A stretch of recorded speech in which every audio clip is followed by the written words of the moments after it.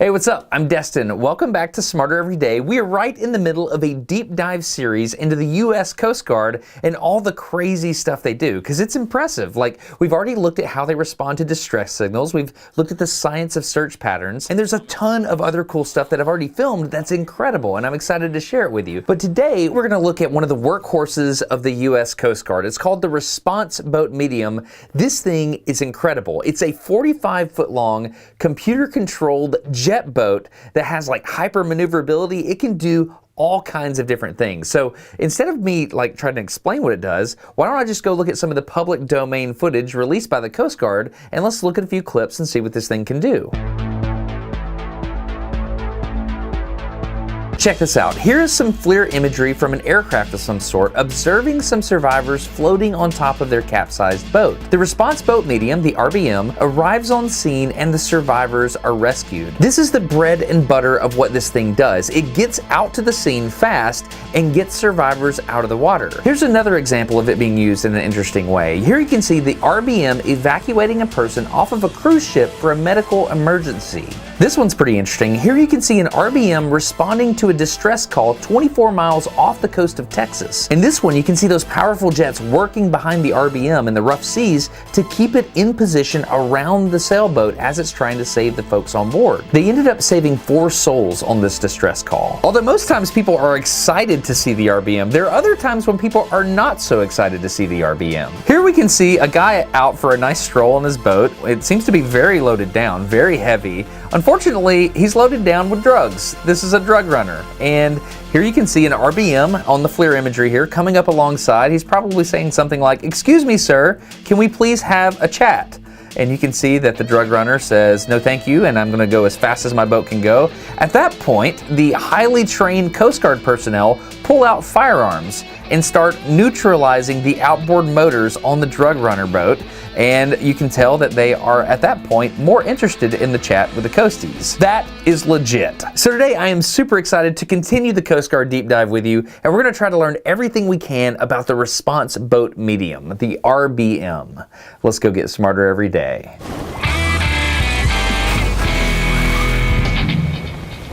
So I went down to Destin, Florida, Station Destin, and we got to do all kinds of stuff. I learned how to finger whistle, that's always fun. Holy cow! Are you serious? It's an amazing thing to see how a normal Coast Guard station operates, and you'll see that in an upcoming video. Okay, let's get things started. Corey Palmer, who's the senior chief over Station Destin, is gonna give me my first introduction to the RBM. We're gonna walk out there, and he's just gonna give me an overview of what it is and where everything is located. They have the jet drive, correct? Yes. I've never interacted with the jet drive, but I hear it's quite the thing. So, are we hopping on? Yes, sir. We can hop on. Cool. Oh, wow. Got some insulation here for the sun. Yeah, for the sun, keep things a little cooler. This is actually one of the boats that has air conditioning on it, which is a plus when you're out here. Down here, we call this the survivors compartment. Kind of use it for just that. If we bring a lot of people on board and we have a long run to do. You've got rudimentary kitchen type facilities in yeah, here. we got a microwave that helps us out. We also have a head in here. Oh, wow. Yeah, so this is like kind of the center of the engine room. I'll actually open up these hatches for you. Oh, you got a tool there. Yep.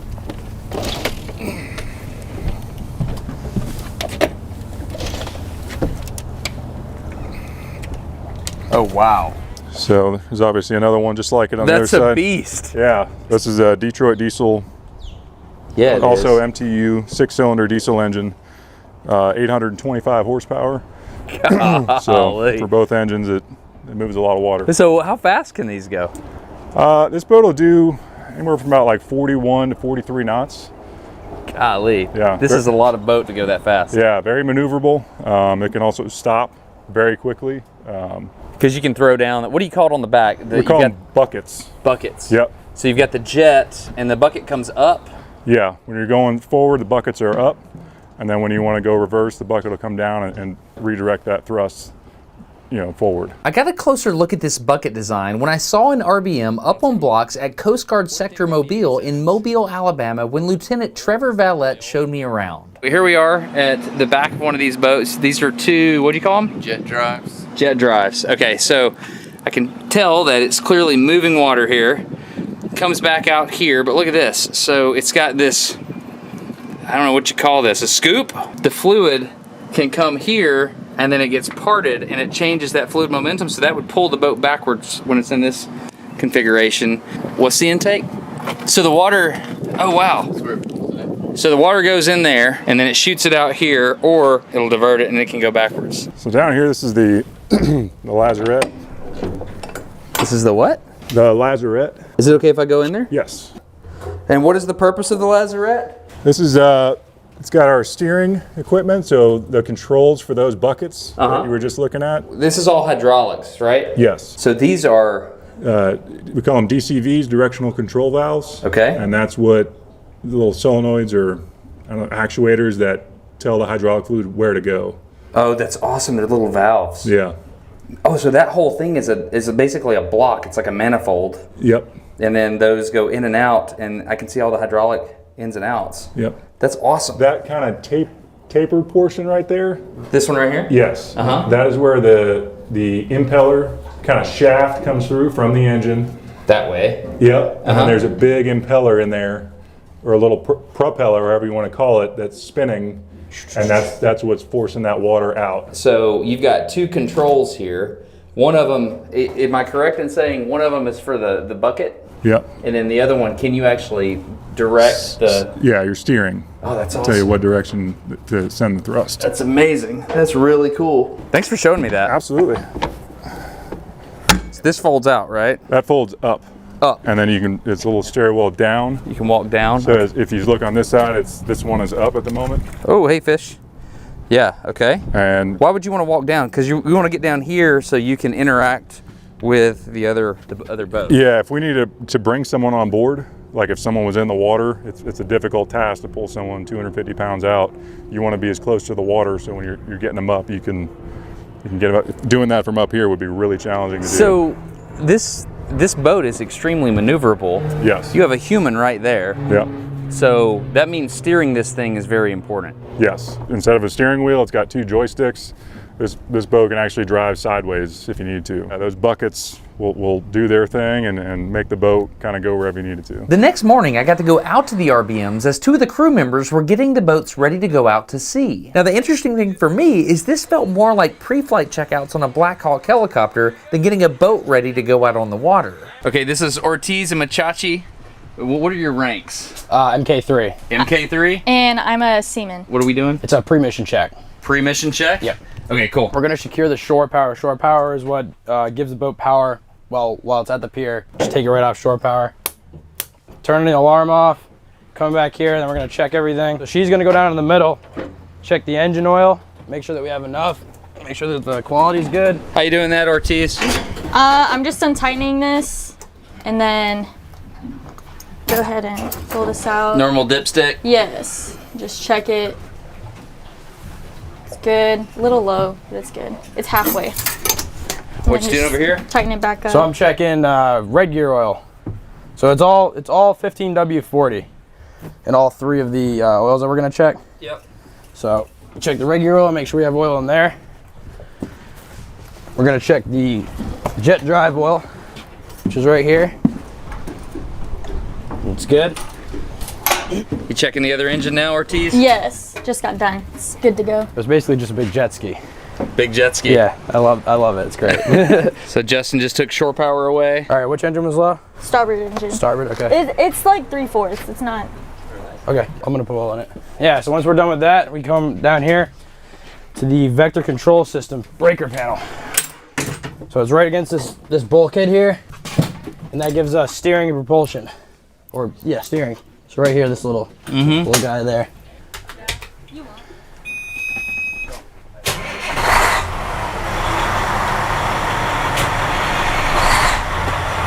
I'm gonna check the discharge.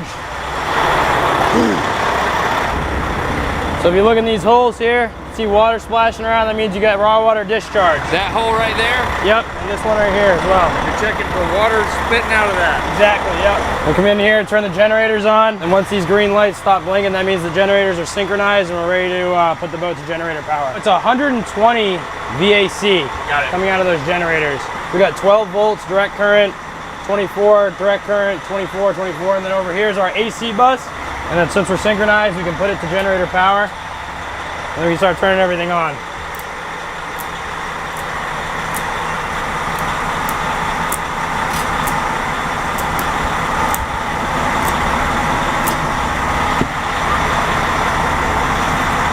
you love this? I love this. Yeah, this is good stuff.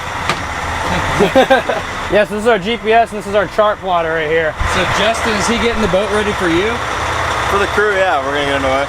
Who's driving today? I'll be driving. You're driving? Sounds good. And what's the official term for that? Coxswain. You're the coxswain today? Yeah. Do you love it as much as he loves making the engine work? I think I do. See, these are the steering nozzles right here. So when I go left, go all the way left. Yeah. And so on, you know. And then we got our buckets, our reversing buckets. So if I bring those back, they'll go all the way back, all the way forward. And when I can also change the interceptors, which gets us on plane. Whoa. So checking all those. So is that trim? Yeah, How are you doing this? So when you want to check the interceptors, you bring the buckets all the way forward, and then you pull this down, and that brings the interceptors all the way up. So you can actually plane out the boat. Yeah, exactly. You plane out the boat with those things, just like you're trimming an airplane. Exactly, yeah. We're gonna check all of our floodlights. Yeah, all the way around the boat. So there's 4 of them, and then we got a spotlight up top. That's Nice. awesome. Yeah. Can you see the bucket move back there? Yes. Back there? Yeah. Yeah. Can you open the inspection? So he has them trimmed all the way forward. Buckets are up, so the jet just goes straight back. Now he's in full reverse. Gotcha. That's amazing. So that's something you can watch. If you look down into the lazarette, you can see all this happening. So this is the steering ram. This will move our nozzles. Yeah. This is the reversing bucket. So when you say this steers your nozzle, is it actually moving the nozzle left and right? Yeah, so the nozzles move like this. Can we see the bucket move? Yeah. Wow. Oh, dude, I see it. Yeah. So this is a hydraulic actuator. Yep. And you have this linkage because that is your feedback. That tells you that the bucket actually went back. Is that Yeah, correct? this is what is showing you on the vector display panel where the bucket is. This is our directional control valve. So this is what all the hydraulic fluid comes here. Yep. And then this is what actually controls each one of these respective systems here. Why do you have 2 valves on this side, but you got 3 on this side? This manifold seems to be larger. So that manifold actually, so there's only one piston for the steering ram. It's on that side, Right. behind you. This one is only controlling bucket for the starboard side and interceptor for the starboard side down there. Gotcha. That one's got steering, bucket, and interceptor. That's so it. the steering ram is, you know, see that big one right there? Yeah. That one's the, You know about this right here? yeah, that's the whole thing for the steering ram. Oh my goodness, I see Tie it. bar. So you've got one hydraulic actuator, and these 2 are mechanically coupled together. Exactly, yep. And you can so, adjust it here, however you need it to be. So it makes them both operate in parallel. Exactly. So when you say adjust it, so do you adjust trim so that they're running parallel with each other? So what you can do is you can, if it were to come out of adjustment for some reason, or you needed to adjust it, you can change it here to where the nozzles will either be like this, like that, you know, like that.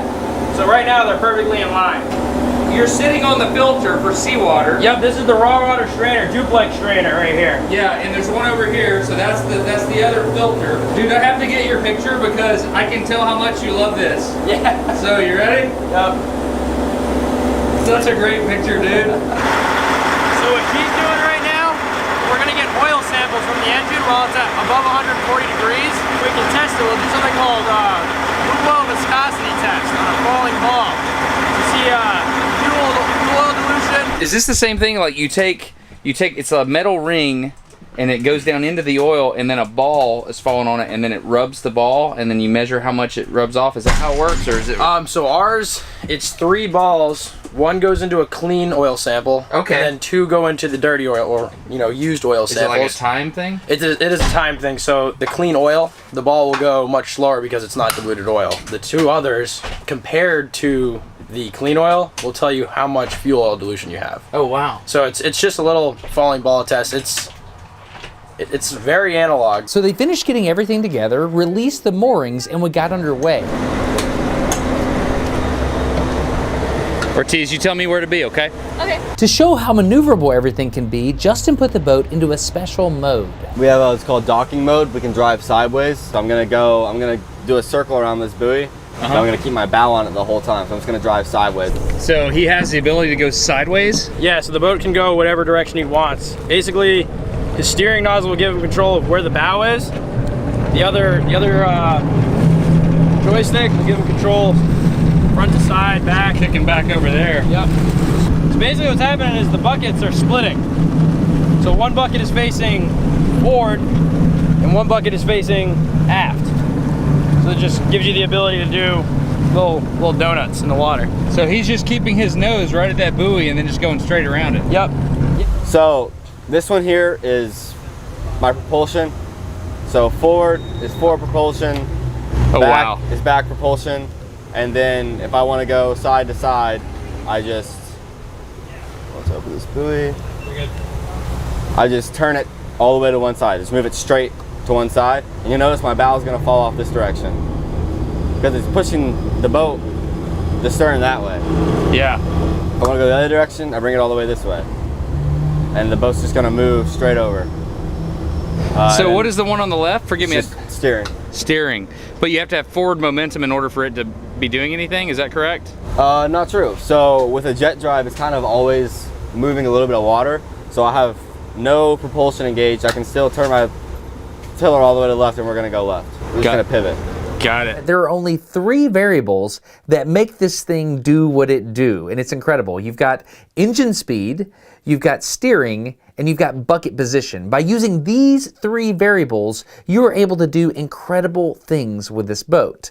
Let's dive into it. Okay, let's start with the obvious. We have 2 jets coming out the back of the boat, and each of those can provide thrust. Without any other variable, we can move the boat forward by simply turning the jets on. But because we can control engine speed on each of those jets, we also have the ability to control the flow going out of each jet, which means we can rev up one of the engines higher than the other, and more water flows out of that jet, and we can create an imbalance which will result in a torque, or rotation around the boat's center of mass. So are we rotating about the center of mass, or are we rotating about the center of pressure, or the center of drag? It's complicated.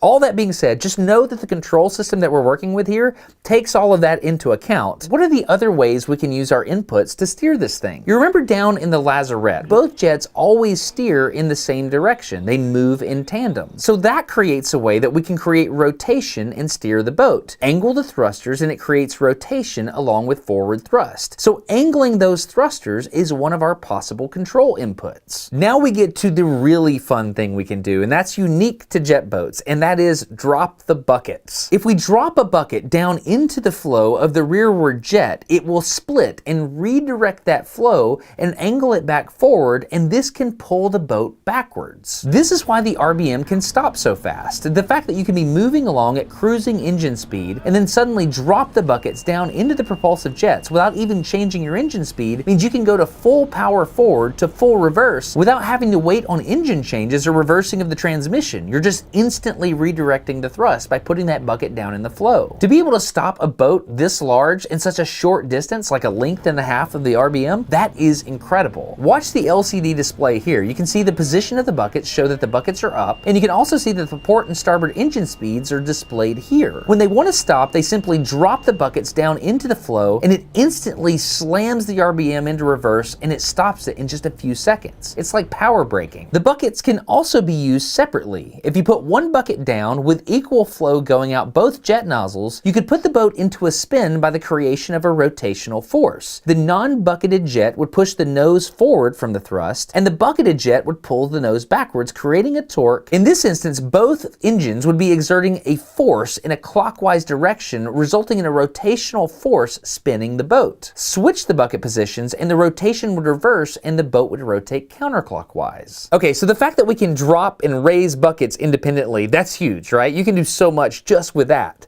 But the fact that you can actually steer within those buckets while they're raising or dropping, that opens up a whole new level. This was the aha moment for me when I started to understand this. Let's say we wanted to move sideways to our port side. If we put the port side bucket down and angle the jets to the starboard side, we would have force from the buckets pushing us to the port side, but there would be this angular rotation pulling the nose towards that jet. Thankfully, we have the starboard side unbucketed jet, which would both move the boat forward and create angular rotation pushing the nose away from it. So now, by also adjusting the variable thrust in each engine, we can create a balanced maneuver where we control how fast we go sideways with the ability to control the rotation of the boat. If we wanted to go sideways the other direction, we could reverse the buckets, we could angle the steering in the other direction, and we could adjust the engine speed to get the desired motion that we want. All this maneuverability from just a few little inputs in the back, it's incredible. And now you can see why they need an onboard control computer,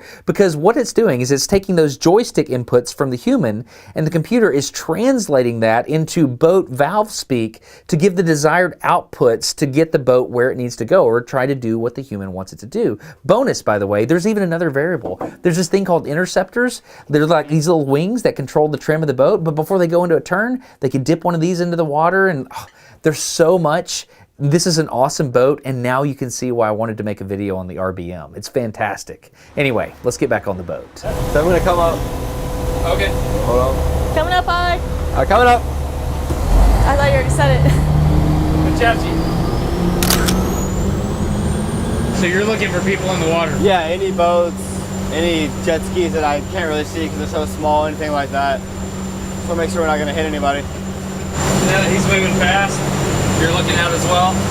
Yeah, I'm checking radar. I'm making sure he sees everything. He's gonna keep his eyes open. I'm gonna look where he's not looking, just to make sure there's no boats that come out of nowhere. Or What's your hand on over there? Is that the trim control? What is that? this is the exact same that he has. Got it. So you can switch controls to either side. Oh, okay. This comes down. I can drive from here too. Got it. So this right here is just running normal, and this is what happens when I bring the interceptor all the way down. You can tell the displacement of the water is coming up. It moved forward. So if you bring it back up, Justin, Yeah. watch. The white water will move back, which means our bow came up. What? You have a camera in the engine compartment? Yep. Yeah, you can see it in The there. CCTV camera. Are you serious? Yeah. So that's for when that's like some spaceship stuff, man. That's legit. So whenever anything goes wrong with the boat, we have something called a Becky. Quit making fun of me, Justin. I'm not. I'm saying I love how excited you are. I'm just really excited about your camera on your engine. So every time something goes wrong with the boat, we have It's all, don't worry about it. we have a checklist for Yeah. anything that can go wrong pretty much. Yeah? These are all problems. You go into the index here, table of contents, and find whichever one it's going to be. So main engine, high water temperature. Actually, we'll do this one because it's more fun. We'll do the foul water jet. Okay. So with foul water jet, it's number 23. Let's just, you want to run this, Becky? Let's just run it. Jet. So first things first, coxswain will come down. Set the joystick to 0. High water tips on the starboard engine coming down. Pretty much we come back here, look around in the water, make sure there's no line that may have been sucked up in.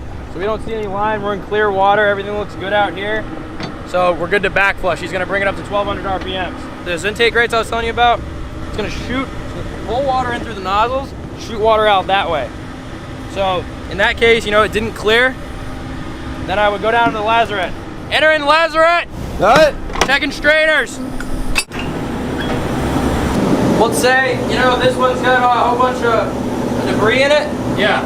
All I'm gonna do is pull this lever up and switch it around. Pull it over there. And it's gonna use this strainer instead. And then when we get back later, I'm gonna clean that strainer out.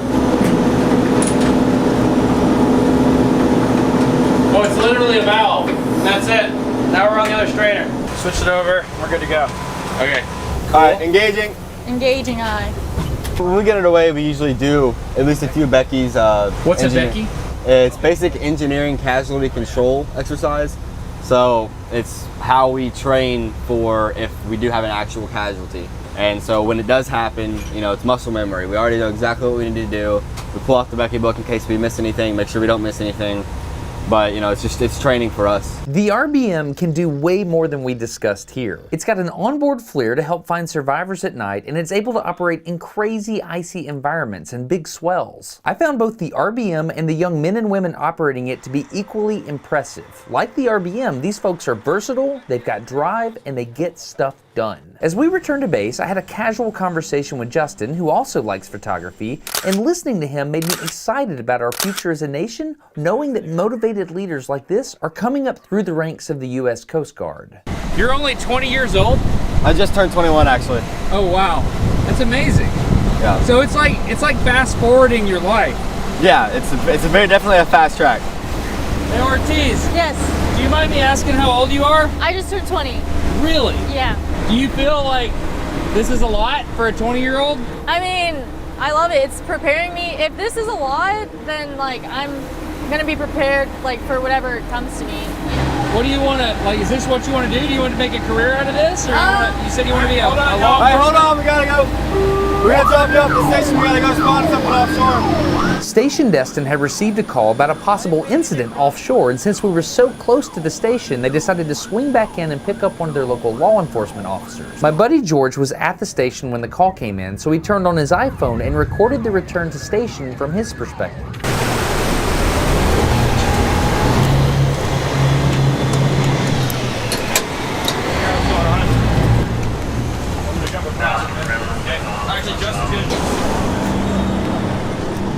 What was the call?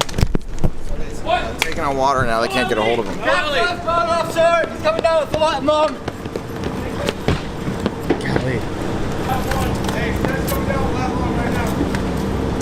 Guy called in, said he had a capsized vessel in this position.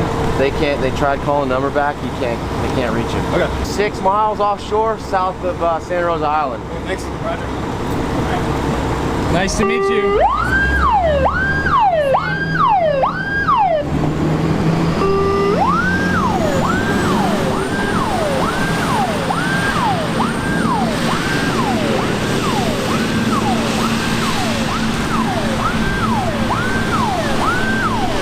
All right.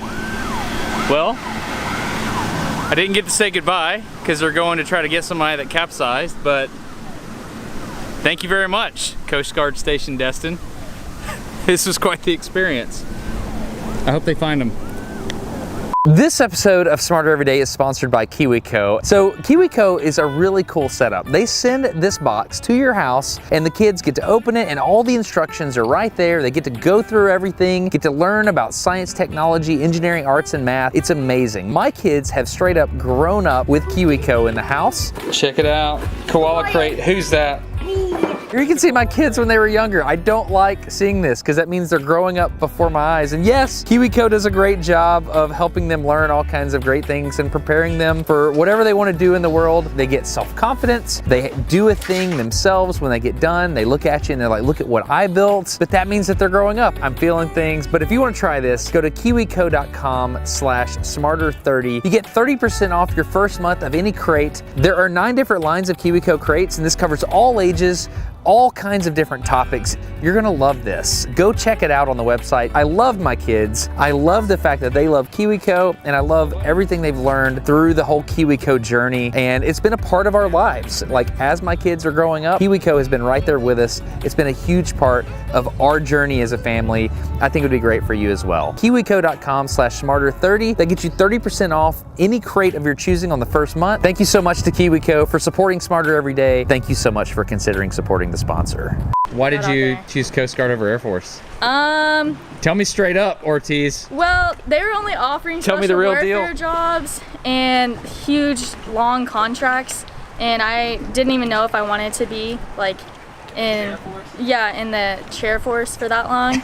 So I mean, I'd rather be on the water. I grew up on the water, so I'm so glad I picked the Coast Guard, honestly. Why? Because you're actually... I'm doing stuff. I'm not completely useless, you know? You're... Did you just call the Air Force useless? No, they're not useless. I'm just saying, I feel like I actually help here. I don't know if I would help in the Air Force. Machachi, she's making fun of the Air Force over here. How are we gonna publish this, man? I don't know. But I think the Coast Guard does kind of, in my experience, you know, some people do kind of make fun of the Coast Guard. Oh yeah, for sure. I mean, we always get made fun of all the time. No one really knows what we do. But usually when we get made fun of, I'm like, listen, we're probably making more than you still. And we have our own apartment, and we have cooks that cook for us. We don't eat at the PFAC, so make fun of me all you want. We're living our best life out here. Oh, golly. Ortiz is slinging the fire. Okay. All right.